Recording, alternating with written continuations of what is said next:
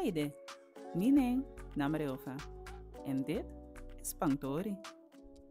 De herdenking, herstel en ering Kitikoti komt er weer aan. 30 juni en 1 juli zullen er in heel Nederland vele evenementen plaatsvinden. En Spangtori Academy heeft besloten om op 30 juni en 1 juli niet te posten. Dat is de ering van onze voorouders. En dat is natuurlijk ook om bezinning te hebben in datgene wat er heeft plaatsgevonden en hoe wij hier verder voort zullen gaan.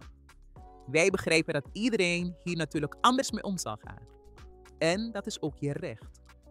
We hopen in ieder geval dat men jou respecteert in de keuze en dat je ook daarvoor de vrijheid en ruimte krijgt om dat ook zo te mogen ervaren. Dit kan betekenen dat je gewoon een vrije dag op je werk hebt zonder dat je jezelf daarvoor hoeft te verantwoorden. Of dat mensen juist uit respect aan je kunnen vragen: hey, ga je naar dat evenement? Zien we er graag met je meegaan om meer te leren over Kitikoti. Wij hopen in ieder geval een dag der bezinning, een dag der viering en ook een dag waarin er een vooruitzicht is van hoe we verder onszelf gaan verstevigen en opbouwen.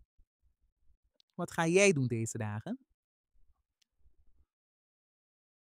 Sla deze video op, zodat je er altijd mee kan oefenen.